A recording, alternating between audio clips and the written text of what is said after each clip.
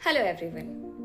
तो आज हम जानेंगे कुछ ऐसी एक्टिविटीज़ के बारे में जो बच्चे की अटेंशन और कंसंट्रेशन को इन्हांस करता है। तो हम एक्टिविटीज़ पे थोड़ी देर में आएंगे, उससे पहले हम बात करते हैं कि ये सारी एक्टिविटीज़ एक ग्रोइंग एज के लिए हेल्पफुल कैसे होती हैं और ये सारी एक्टिविटीज़ हमें डेली लाइफ में बच्चों के साथ में करना इम्पोर्टेंट क्यों होता है।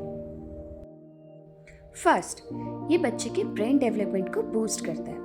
ये एक्टिविटीज़ बच्चों के ब्रेन के फोकस वाले एरियाज को एक्टिवेट करती हैं, साथ ही में इससे उनका अटेंशन स्पैन नेचुरली इंक्रीज होता है। सेकंड, बेटर एकेडमिक परफॉर्मेंस, जिसमें कि बच्चे की जो कंसंट्रेशन है वो स्ट्रॉन्ग होने से बच्चा इंस्ट्रक्शन समझते हैं, साथ ही में क्लास में अटेंटिव रहते हैं और लर्निंग फास्ट होती है उनकी। Third, improved self control and patience.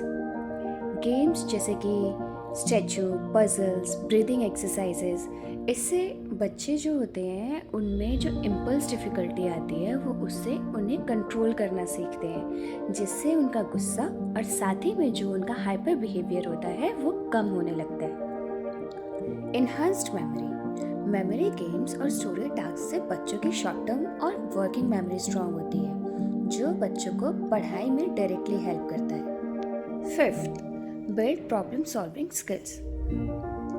इसमें एक्टिविटीज़ हमारी जो होती है वो होती है पजल्स और मेजेस, जिसमें कि ये बच्चों को सोचना, प्लान करना एंड सॉल्व कैसे करते हैं किसी भी प्रॉब्लम को, वो सारी चीज़ें सिखाता है। Sixth is makes learning enjoyable. ये प्ले बेस्ड एक्टिविटीज से बच्चों को लर्निंग बोरिंग नहीं लगती और साथ ही साथ में ये उनकी हर एक लर्निंग को इंटरेस्टिंग बना देती है। तो अभी तक तो हमने ये सारी चीज़ें जान ली कि ये सारी एक्टिविटीज़ किस किस चीज़ों में बच्चों को हेल्प करेगी। अब ये जान लेते हैं कि ये जो एक्टिविटीज़ हम जो बात कर रहे हैं जिसके बारे में, ये है कौन कौन सी एक्टिविटीज़। तो चलिए, फर्स्ट एक्टिविटी है स्पॉट द डिफरेंस।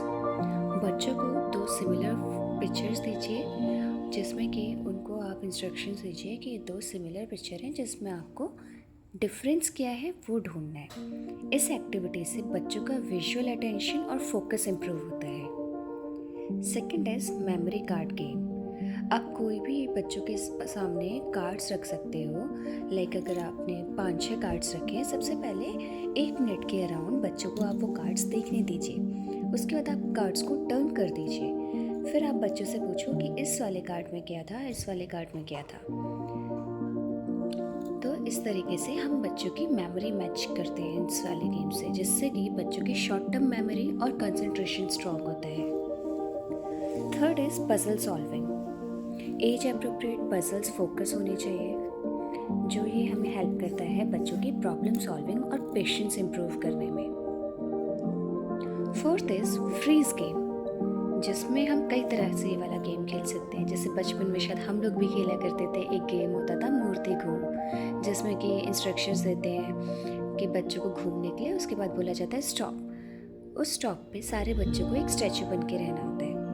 साथ में एक और तरीके से इस गेम को खेल सकते हैं, लाइक कि आपने म्यूज़िक चलाया, म्यूज़िक बंद होते ही बच्चों को स्टैचू बन जाना है। इससे सेल्फ कंट्रोल और अटेंशन इम्प्रूव होता है। नेक्स्ट इज सॉर्टिंग एक्टिविटीज़, जिसमें आप बीड्स हो गए, बटन्स हो गए, क्रेयॉन्स को, इन सारी चीज़ों को आप कलर और साइज़ के बेसिस पे सॉर्ट करवा सकते हो बच्चों से। इससे अटेंशन और डिटेल साथ ही साथ प्लानिंग इम्प्रूव होती है। इस एक्टिविटी को हम एक और तरीके से कर सकते हैं, ग्रेन सॉर्टिंग, जो ईजिली हमारे घर में अवेलेबल हो जाती है, लाइक राजमा, चना, दाल, चावल, इन सारी चीज़ों से। तो कलर के बेसिस पे साथ ही साथ में उनके साइज़ के बेसिस पे ये वाली एक्टिविटी सॉर्टिंग एक्टिविटीज़ में आती है। फिर नेक्स्ट है mazes and dot to dot worksheets, जिसमें पेपर पे मेज सॉल्व करना या डॉट्स को कनेक्ट करना होता है। ये एक्टिविटी फोकस और हैंड आई कोऑर्डिनेशन बेटर करती है।